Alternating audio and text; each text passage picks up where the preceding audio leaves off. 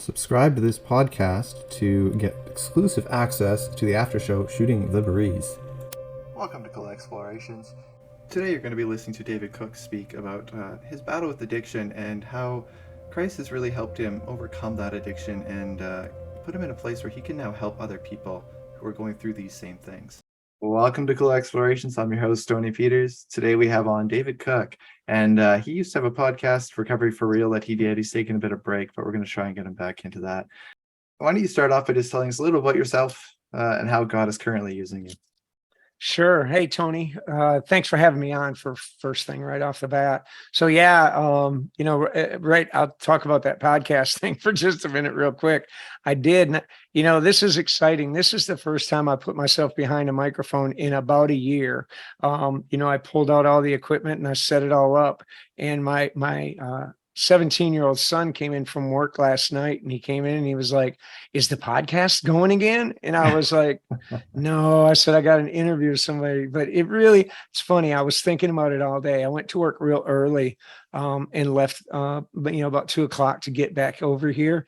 And I was excited all day for this. So this is cool. Just like you said, maybe you can get me back going.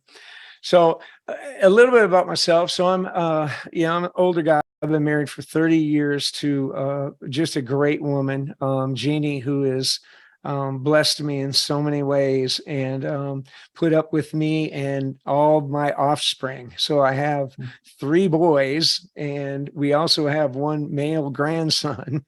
So poor Jeannie is blessed with all 5 of us boys, never having a girl in the house. And she's just a super trooper. She's a great lady.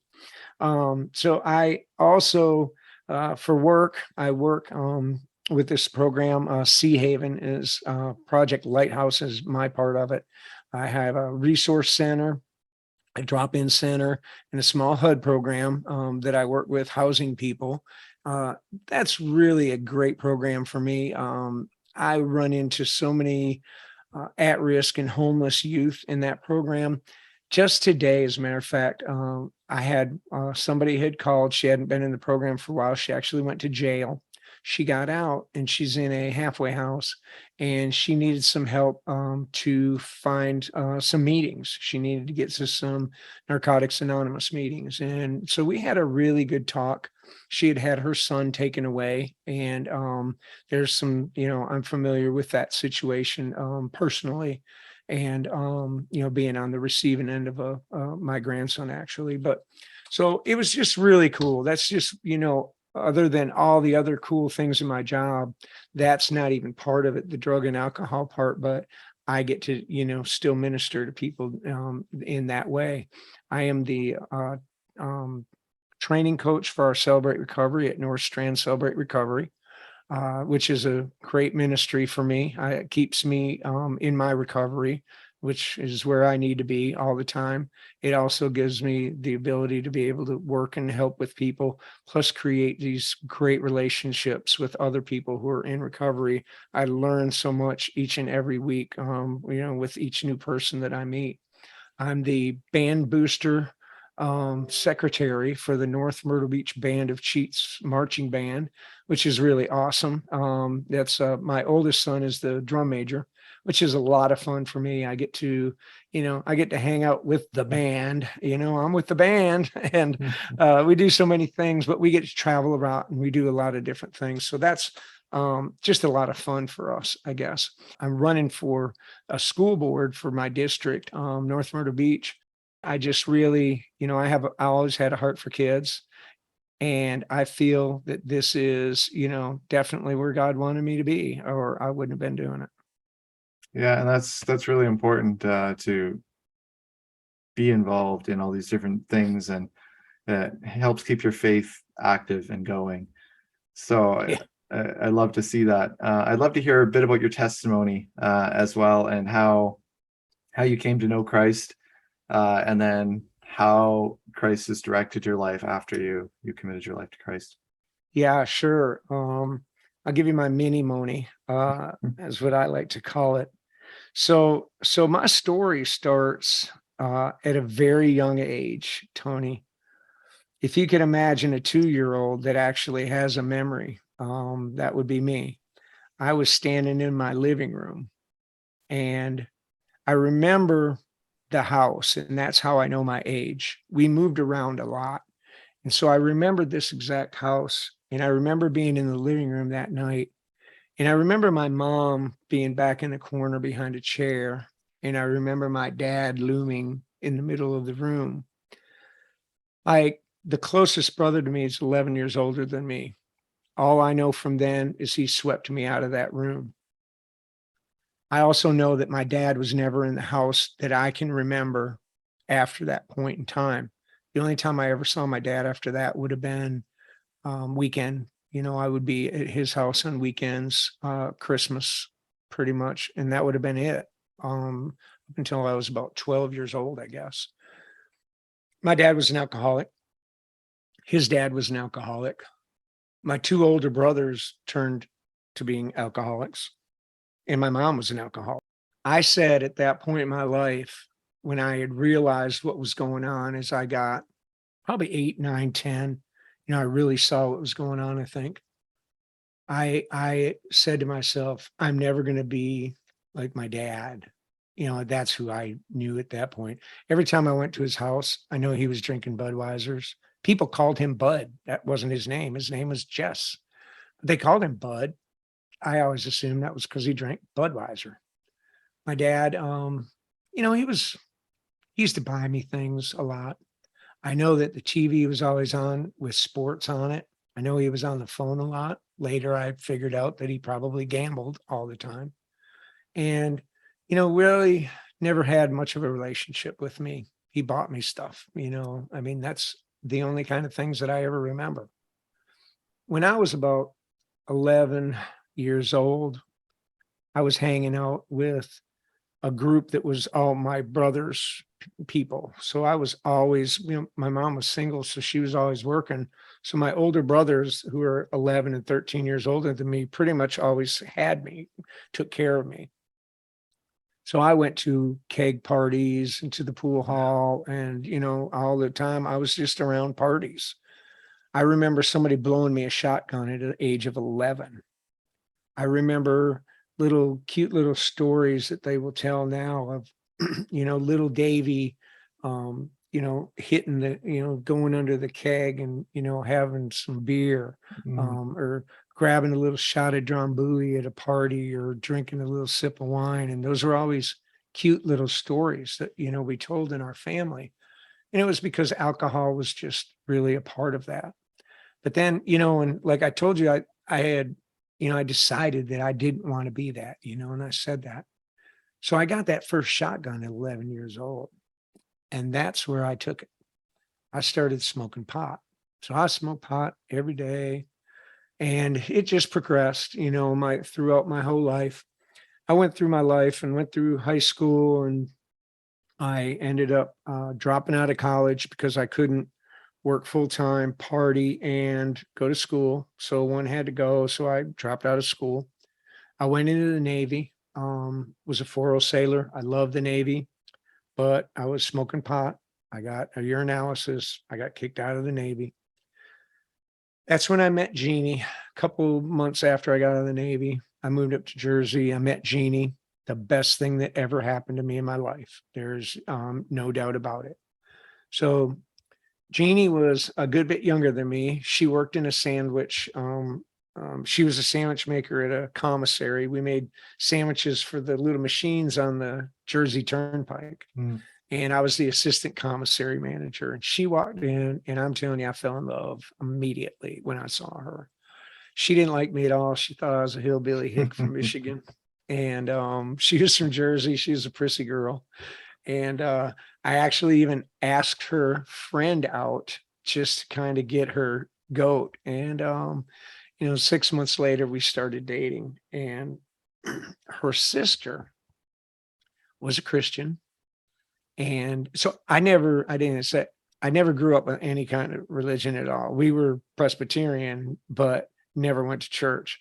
My sister probably was the only one that went, but she didn't go much. I had gone for funerals and weddings, pretty much that was it. And so her sister took us to a really big church in New Jersey. And So at that point, we went, and like the third time I got born again. And I say that like that because I did get born again in kind of in name only at that point in time. Um, I didn't spend a lot of time there because we left, we got married and then left and came down to Myrtle Beach pretty soon after that, probably a couple months. So we got to Myrtle Beach and, just lived life. My drug addiction just kept, rolling and rolling. And, a lot of things happened, but I'm not a big war story guy, so I'm not going to go into that. Mhm. But, we had three different separations. And I got to a day, with my bottom. My bottom finally fell out. I had quit doing the cocaine, which I had gotten into quite a bit, but that's when my alcoholism really kicked in. I wasn't working much, some side jobs. Jeannie was working. So I was home cooking, taking care of everything at the house, but I was drinking every day heavily early. My middle son came in and said something to me. I thought he was being a smart aleck. I started chasing him around the house, yelling at him, screaming. I smacked him over the head a couple of times. He jumped around the bed, and I jumped on the bed. And my oldest son walked in and said, "Dad, what are you doing?" And it just stopped me. I backed up, crawled off the bed, and I said, "I don't know, Sean." And I walked out. I knew at that point that I was out of control. I had lost any ability to do anything. My addiction had me, and there was only one way it was going to get fixed, and that was going to be God. I had a friend who had a condo, let me stay in it for, I think, 8 days while I arranged getting myself into rehab. So I went to rehab. I caught it. I did the right thing. I was blessed. I have a son who is right now in his fifth rehab. I caught mine in the first one. When I got out, I knew that I had to do something to keep it. It wasn't going to just, be an easy run for me because rehab was only 6 weeks. Mhm. So when I got home, I linked up with a Celebrate Recovery that the pastor that my wife was with, it was Jeannie's pastor when we were separated. And he's the guy that actually got me into the rehab. And, I didn't think he liked me a whole lot because, he knew what a jerk I was. He was her pastor after all. And he, by the way, remarried us on our 25th anniversary, which was pretty cool. But so, I linked into his Celebrate Recovery and I started going and I really just, I plugged into it. Um, it uses the same 12 steps as AA uses, but we add Jesus into the mix. And that's the important part. I know that AA says that, your higher power, and they did that so that they could be all inclusive. Yeah. They did that so that everybody could come. And I And get it it. never used to be that way with them. They used to actually focus on God, and then it shifted Right. away from that. Those guys were all Christians. All Yeah. Dr. Bob and all that, they were all Christians. You're Yeah. absolutely correct. And they got into that inclusiveness thing. So, and I like, AA is a very valuable program. If you don't have, like, most Celebrate Recoveries are only once a week. So what are you going to do the other 6 days? If you just got out of rehab, you need some meetings. I tell people you go find an AA meeting and you go sit in the meeting Hmm. and you go talk there until you can, get back to a Celebrate Recovery. So I started doing that and, I got involved and I did, a little bit of stuff there. We had been hurt in the church 2 years ago. And so I didn't want to do a lot of things. I didn't want to get spiritually involved. I just, I would go to church and I would do things like I'm a techie. So yeah, I'll get back there and I'll do the sound, I'll do the lights, I'll run the cameras, whatever you want me to do, because I don't have to get spiritually involved in this at all. So, life goes on and I went to that Celebrate Recovery for quite a few years. And then they moved. And so they were a good bit away from me. So I was doing okay though. And, so I stopped going to it, and I was, I still went to church, and every once in a while I go to the local AA meetings, and I went with my kids, because my two oldest are, in addiction, or recovering, at this point. So, I was still around some meetings, but I was sitting in our church, and it'll be 2 years coming up soon. It'll be 3 years coming up. And from the pulpit, they kept during announcement time, they were talking about this CR that they were going to start. Yeah, we're starting to celebrate recovery. So on Sunday night at 6 o'clock, over in the fellowship hall, you can, get together with some people because we need leaders. I'm going, oh, wow. Yeah, that's cool, man. Celebrate recovery. Yes, right in my own backyard. This is great. I'm so excited. But I know I'm not going to go over there and be a leader because that's spiritually involved. I don't need it. I don't have time for it. There ain't nothing going on. Nope. So I'm sitting there and sitting there. Almost 2 months later, they're still going from the pulpit. Yeah, we're just getting to celebrate recovery. We still need leaders. We got leaders. I'm going, what in the world is wrong with these people? And nobody go over there and get this thing going. Come on. And I'm telling you, Tony, it was plain as day. It's because you're not there yet. Lord, why are you doing this to me? I went home and I told Jeannie, she wasn't there that way. I went home and I told her, and she said, well, I'm not doing it. I said, you don't have to do it. I said, but I have to do it. I got to go. So I went that Sunday night and I met those people. And I got to tell you, the 6 people that were there that night when I got there, they have become my best friends. Those are my people. To start a Celebrate Recovery, you have to go through their training program, which is like a book like yay big. And you have to go through the 12 steps together as a team. This is during COVID year. So we are we started meeting and then we got shut out of the church. So we were like, great, what are we going to do? So they wouldn't let us do, CR said that our local leader, he said that we couldn't do our 12 steps on Zoom. So what we did was we said, because we were doing like a meeting, we do half of the book and then half 12 steps. So we just said, okay, well, we'll go through the book. So we got on Zoom and we went all through the training thing. We went about 5 months. And just when we got done with that, the pastor opened up the church again for us and said that you guys can go. And it was like, gosh, you are so in this, man.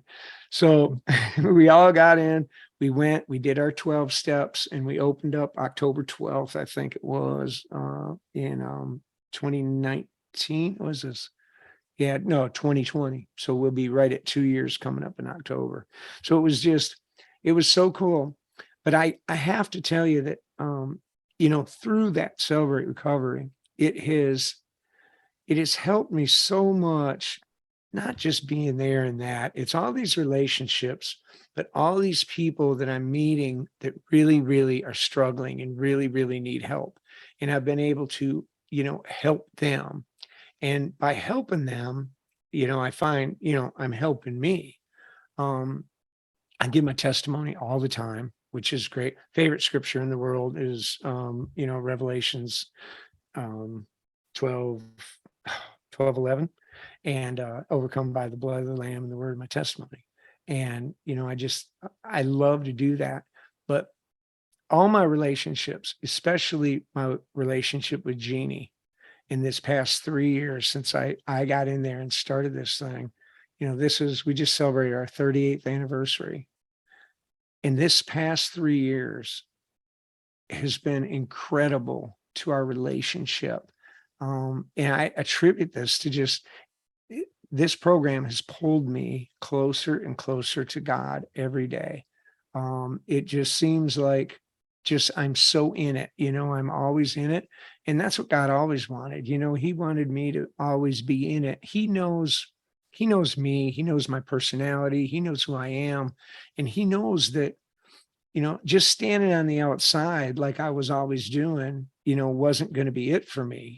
He had to put a, he knows the plans and purposes. I mean, he's always known that. Was that Jeremiah 29:11? He knows, he's had these plans and purposes for me.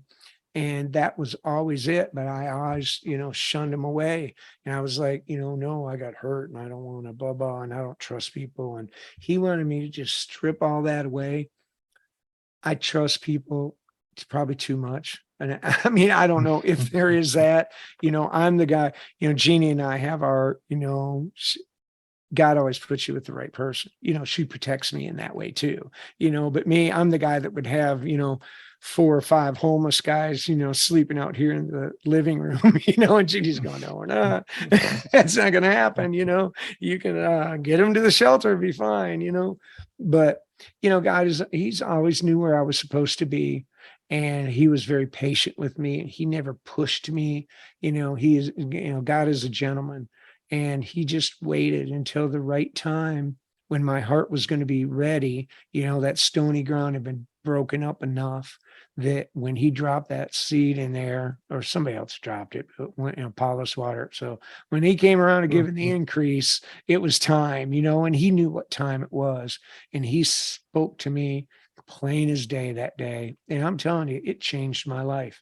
I say I've known who Christ was since 1984, but, no, yeah, 1984, but I really figured out who Christ was in 2019. Long ride. Mm-hmm. Yeah, and it is interesting how God takes our experiences and then uses them to help other people. And our struggles aren't there for no reason. They're there so we can help other people, and God can use them. And I That, see that in what you're doing. yeah, that's I think that's the coolest part about it. And I genuinely care. I remember when I was going to church and just playing church for so many years. I just did what I did. I didn't tell you, I graduated college when I was 59 years old. I just got my bachelor degree 3 years ago, and 2 years ago. And I had an ethics class, and in that ethics class they talked about motivation. And what really motivates me to do things, it really got me thinking about that, when I was going to church before. And it was just, I was like people pleasing, and I was doing things so people would recognize me, that I was, I was like that, when they're talking about praying in the street, maybe, I mean, just that analogy, of don't be those that are praying in the street. You pray in private. How do we pray? Go and close the door, and that. So for me, my motivation was always, that was it. Well, now, I mean, I love people. I mean, I just want to see people not suffer the way I did. The kids that I work with, so the girl I was telling you, I talked to today, she's 19 years old. She lost her baby. Her baby was taken away from her right when it was born. Mm. And, and she, I feel her pain because I watched my kids. Um, so that's, part of that story. We took our grandson at 5 months old because my son and his wife were, I found out that they were back doing heroin again.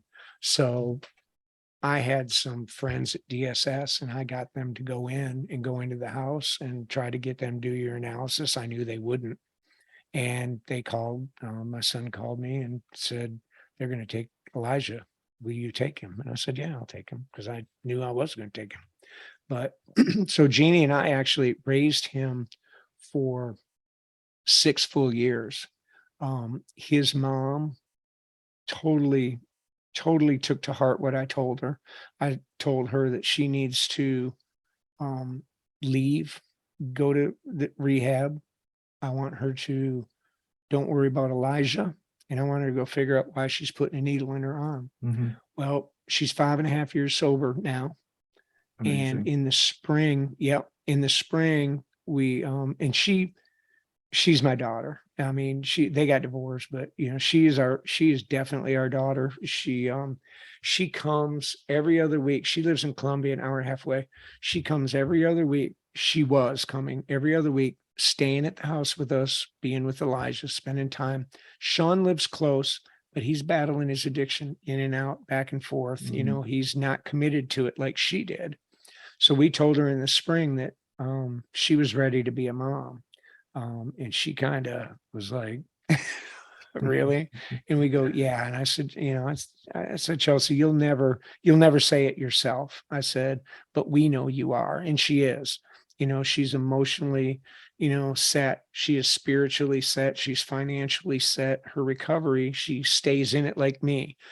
She is a secretary of her home group. She does, she's always involved. She's always in meetings. Not always, but enough, 2 or 3 days a week, whatever she does. So, and she has a lot more time to spend with Elijah than we do. So she's got him now, and it's really cool. It's really tough for me and Jeannie. Okay. You raise him for 6 full years, and then send him an hour and a half away is pretty tough for us. But it was the right thing, and that's what this girl, when she called, I told the girl today that story. I wanted her to hear that story. And that's what testimony is about. If we can share our story and stories of our, family or whatever, and how things worked out, that gave that girl hope. She was like, thank you so much for saying this to me and telling me that story. She said, that is really a story that gives me hope. I said, that's what it's all about, girl. Yeah. I said, it's all about hope. And that's what I like to do. I like to share hope because there's hope in Jesus. And I always let them know that that is the way for me. Jesus is the one. He's the one I keep my eye on. It's exciting. It is, and it's wonderful to see that. But it's hard because I know addiction does run in families, and even with my own stepmom, she's had a lot of her aunts and uncles battled with alcoholism, and some of them actually died from it. And so she avoids alcohol. She will not touch alcohol because she knows it runs in her family. She doesn't want that temptation there. And I know for myself, I used to drink, but I can't drink anymore because of my own health. I have conditions that if I drink, I get really, really sick. So I watch my wife drink sometimes, and it's just sometimes she's like, well, if you did want it, is it worth it? Is it really worth it for you? Right. Yeah. And I'm like, no, the day after would not be worth it because I would be feeling it bad. So it's just something that God kind of knows. Yep. He knows us. He knows what Yep. struggles we're going to have, and he finds a way to bring about support, which is what your wife has been for you. It's been a real support. My wife has been such a support for me, and throughout all the years, all the things I've put her through. And that's true with Jeannie too. And because I'll tell you, I was an alcoholic. I was not a nice man. I was a bad guy in a lot of ways. And to have a woman that sticks with you through all this. Jeannie's a saint. I mean, she is, now, I mean, she's my queen. I mean, there is nothing that I would not do for her ever because, she's been so good to me and stuck through it with me. And, it's kind of cool because Jeannie can drink too. And it's kind of funny because, we'll go out and it doesn't bother me. I mean, I'm fine with it.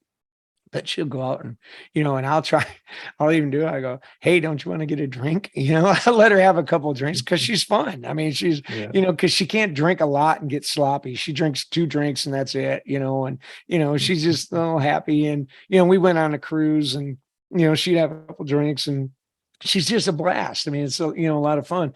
And I used to be jealous of those people too. I was like, why, but that's because then God wouldn't have, if I wasn't the way I was, then my story wouldn't be what my story is. And God wouldn't be able to use me for what he is using me for. Yeah. we all have our own, our own story for a really, really good reason.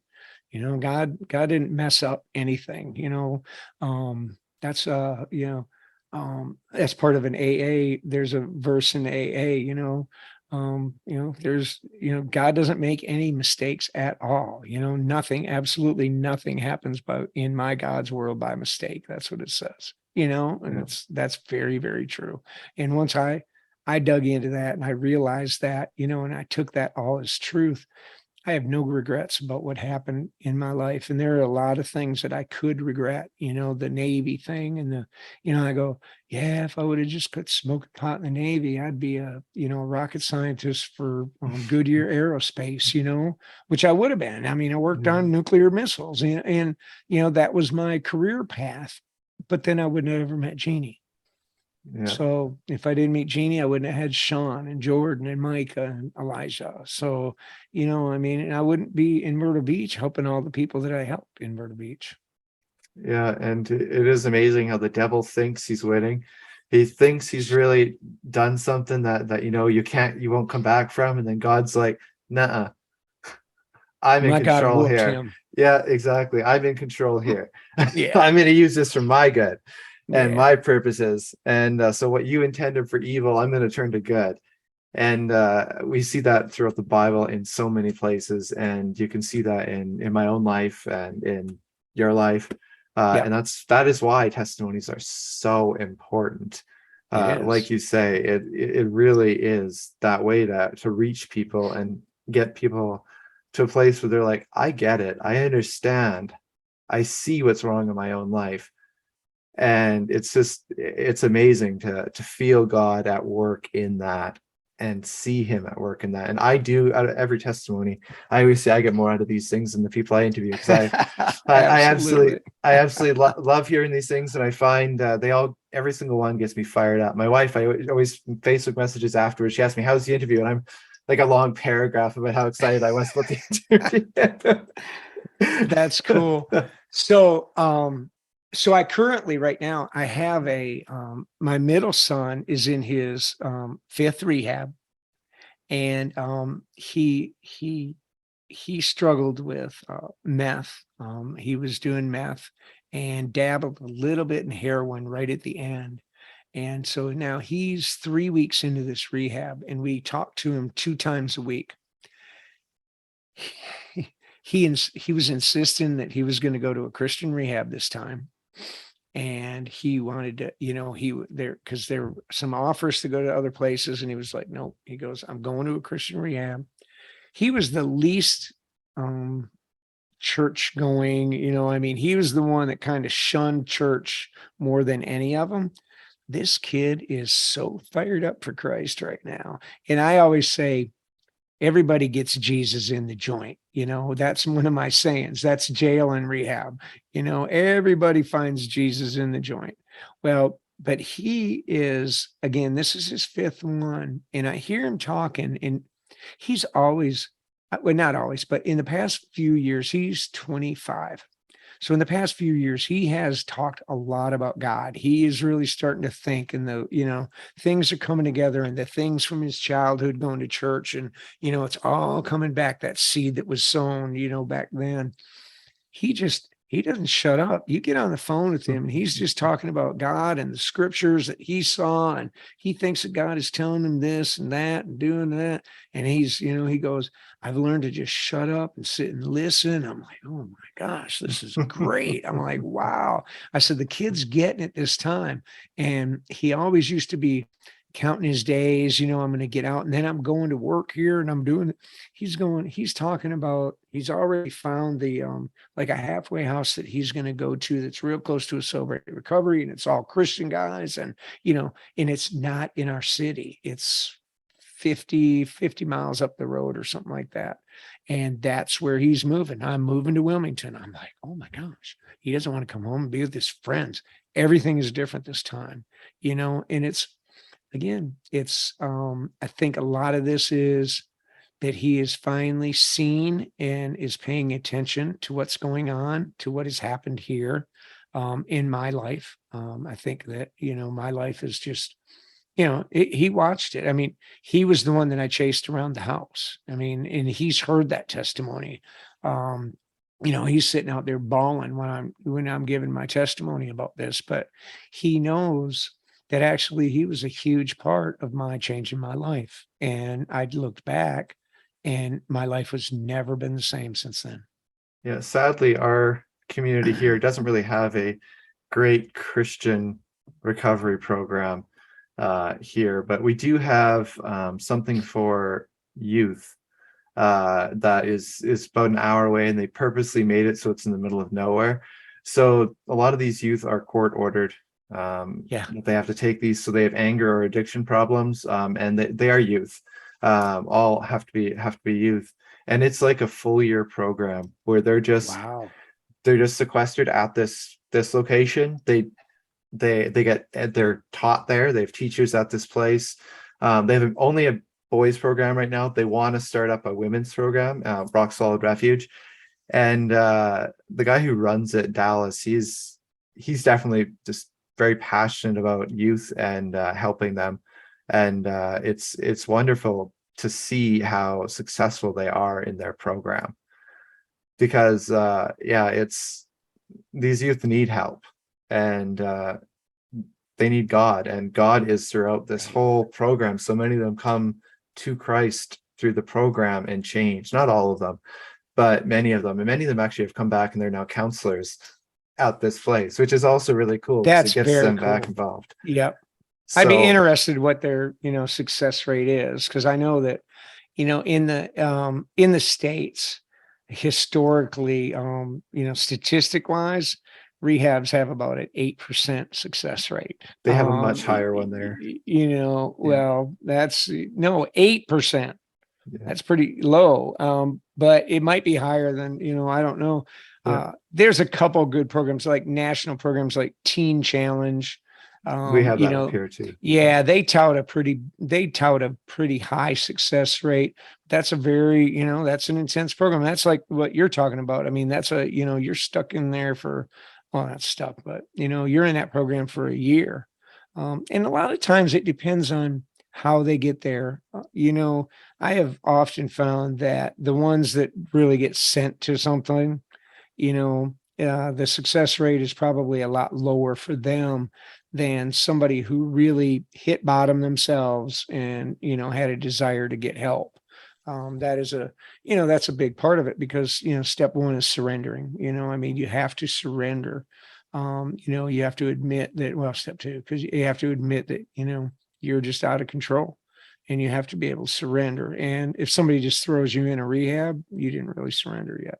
Yeah. Well, and Dallas has said that, yeah, the first couple of weeks are about the hardest with I'll the bet. boys, because they don't want to be there. They're just like, Right. no, I'm leaving. I'm getting out of here. And it's like, where are you Yeah. gonna go? We're in the Yeah. middle of nowhere. Where are you gonna go? Like,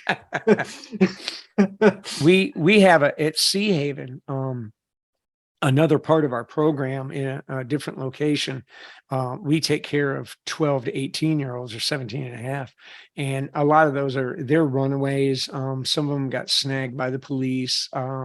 Some Department of Social Services will bring them real, like they need a place to put them for a few days, and things like that. So we run into kids like that all the time too. They're just like, sometimes they do take off, because we're not um, we don't restrain. We're not a restrained facility. Our doors, if they want to walk out and take off, they can take off. And so it's kind of funny, because they're like, I'm getting out of here, and they'll go and they'll walk. We're like 200 yards off the road or something like that, right? And they'll go walk, and they'll get like halfway up towards the road, and they'll turn around and come walk back in, because where are you going to go? I mean, it's, yeah, you live 450 miles from here. Come on, dude. yeah. Well, that's the same with there. Like they don't have like locked door programs, but they have had. There was a boy, I remember, he had run away, and so they were out looking for him, because it's like we're in the middle of nowhere, that this kid doesn't know how to survive in the middle of nowhere by himself. And that kid actually ended up coming back to the program, and it was one of their success stories. So it's just Nice. amazing how God works in people, and their attitudes, especially these younger people. If you can get them fired up for Christ, like they're powerful that way. So it's amazing, and I love what Dallas Big does. time. I've had him on the show before, and he's on fire for Christ and loves it. Nice. Another group I'm involved with is my wife and I ride a Harley, and so it's called Broken Chains. And Broken Chains is it's a group of motorcycle enthusiasts. Not everybody rides, but a lot of us do. There's almost 6,000 worldwide. So there's some in Canada. And it's just a group of motorcycle enthusiasts who've found the power of Jesus through a program called Celebrate Recovery, is what it is. And it's really cool because that is bringing a lot of younger people into the fold. People that we see at events, because we do a lot of charity rides and we do stuff like that. And, we share our story with people and, give testimonies and stuff a lot at different events and do things. And I have seen so many young people that come to Celebrate Recovery through that program. They're meeting us and, they're like, wow, I'm really, they want to be part of something. And that's kind of cool. We wear our vests and we got our patches and all of our pins and all of our stuff, and people really, the younger people kind of gravitate towards that, and we get them out and, we go ride around. They ride around with all of us. And it's like, they're like, yeah, you can really be cool and still talk about Jesus, huh? And I'm like, yeah, you can. You don't have to be drunk to do it. Yeah, and you've got a passion for younger people, and you can see that. And what kind of made you decide to run for school board and to make that a part of what you're doing? Man, that was just another one of those things that one, I don't know how much you keep up with what's going on in the States, but there's a lot of school board issues going on. Oh yeah. Over control of school boards is one of the things that I saw that really scared me. And I'm a parent. I have a lot of parent friends, and I belong to a lot of parent groups on Facebook, or not a lot, but I follow some. And I see a lot of there's a communication issue and a trust issue, I believe, between parents, students, and teachers, and the school board district. Be able to speak their mind. I want to hear what they're thinking. Instead of just watching some battle on Facebook, I'd like to be face to face with them, listen, not give them the answers right away, but just hear what they have to say. Our school board meeting is on Monday night, 6 p.m. on the other side of Conway. In my district, that's a 35-minute drive on Monday night. Okay, so a mom of two, whether she's a single mom or not, she has something to say, and if she wants to go to the school board, she wants to hear something. She, that's how far she has to go. Well, she ain't going out there on Monday night. That's not happening. Nobody goes out there. We'll get very few. Every other meeting, they're every 2 weeks. So every other meeting, have the public can come and speak, and you'll have them at the most. Sometimes like 8 or 9 will sign up, but only 3 will be there. And that's how that always is. So I really feel like, that they need that. Another one is the curriculum situation. There are so many different things that are trying to creep into our curriculums. Yeah. And I am, I've always been a watchdog for kids. I grew up, my brothers and sisters were old. I was an uncle at 5 years old. I've been a watchdog for kids ever since I've always been a protector of kids, and I will continue to protect the kids. So I'm going to be on a curriculum committee. And if I don't get picked on the curriculum committee, I'm going to still be at the curriculum committee meetings because I'm always going to be there. We have an open book session 2 times a year, at least, maybe 3, when all the new curriculum that is proposed to come into our schools are laid out in a room open to the public from, I believe it's like 8 a.m. until 7 p.m. on, 2 or 3 times a year. There's no announcement of it. There's a communication thing again. Nobody announces it. I went the last time we had one 2 people. I said it to the lady. I said, and you get to vote on the books. Matter of fact, they've already been vetted. They've been vetted through our state house and down and then into our county. They've been vetted 3 times before they get to us. But you actually can vote for the books. So the lady, and she said, I said, I was there at probably 10 or 11 in the morning. I said, are there going to be more people coming? She goes, it just might be you 2 voting today. And I was just like, really? This is crazy. Nobody's coming. So, again, more communication, making the public aware of the choices that they have to be able to be more involved in things like that. Safety and security. Again, I'm a watchdog of kids. I want to be in the conversation about what we're doing about safety and security of our children. Our district has made some great strides. We have a, I think we added 16. I don't know. It seemed like it was, I don't know, 16 new resource officers this year. But we have they do it when somebody looks at your, not a survey, but they're overviewing the whole program, right? They're getting out, looking at. They have the 2 most powerful police chiefs, the chief of police for our county and the chief of police of the town of Myrtle Beach are involved in that, committee that is, looking over our safety and our security plan. So we're doing stuff, but I always want to be there. I always want to be a part of that conversation. So, all those things. And I look at those, my kids are going out. I knew that Elijah was leaving. He was going to Columbia, and Micah is a senior in high school. So, I don't have any more kids, but it's time. I'm getting closer to retiring. About 5 years, I'm going to probably retire. I want to have something to do where I'm still making a difference for my community. I'm big into my community. I love the Myrtle Beach area. I'm North Myrtle Beach pretty much, but I love it here. And I want to make sure that, the kids are our future. I had this conversation with somebody today that was dropping us off at lunch at Sea Haven. And, the kids are the future here. Now, I don't know what kind of news you get. Myrtle Beach is the #1 growing city in the entire nation right now. Our population is exploding.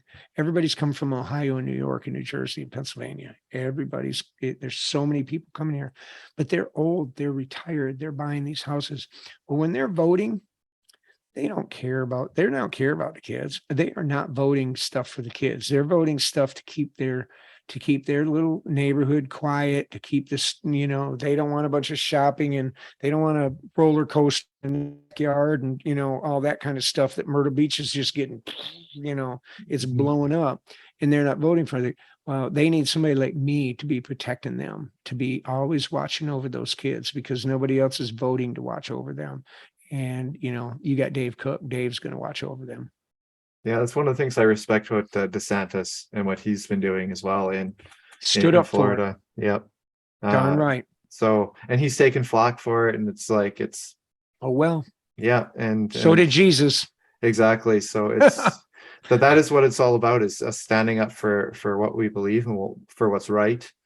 And kids especially, like Jesus is so repeatedly talks about children and how important they are. And so we definitely need to take that attitude. So I do want one piece of advice from you before we close here. And the advice that I would ask for is, if you could give one piece of advice for someone who's struggling with addiction and feels like they're trapped in it, but they do want out, what advice would you give them? Go reach out and find whatever kind of help, that you think could help you. You can email me if you want to. I am at onedavecook@gmail.com, and I can always help you find some help. But I'm sure that you could find something just right in your own town. You can find a Celebrate Recovery or an AA if that's what you need. Go check it out. Yeah, that's important, because that's part of that support system. And that's why these programs are so amazing, is they provide so much support for people when they need them. Let me say one more thing about the meetings, Tony. Some go to a meeting and, if it's your first time, you walk into a meeting and you sit there and you go, oh man, this is not for me. I don't like this at all. Leave. So I have a suggestion.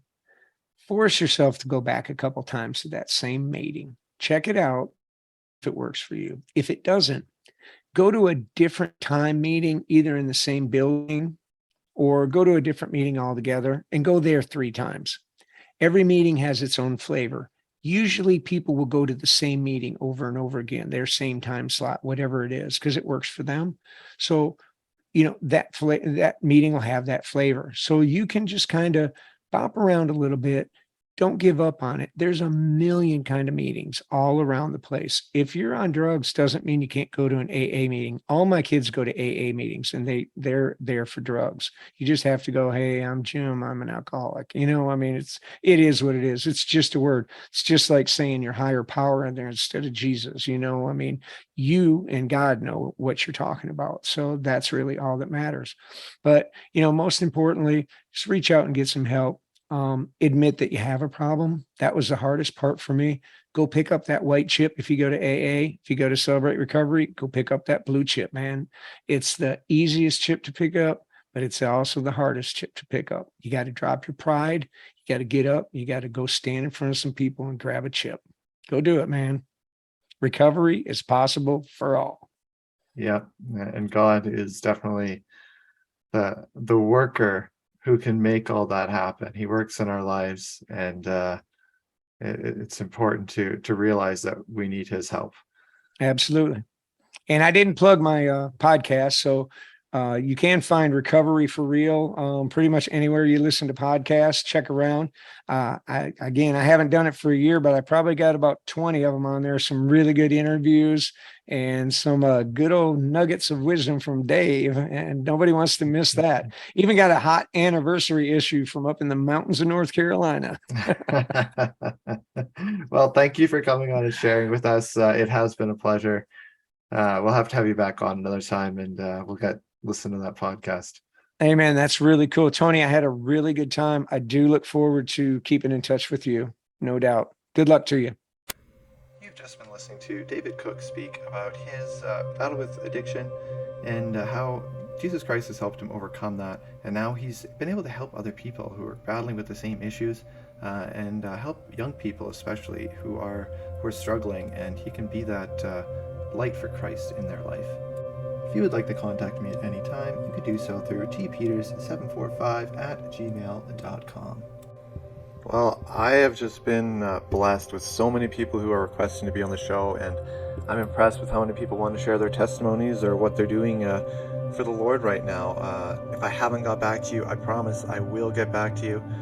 I look forward to speaking with each of you and interviewing you, and keep tuning into the show. There's lots of new people that are coming on here, and if you're considering wanting to come on the show, just shoot me an email at tpeters745@gmail.com, and I will get back to you.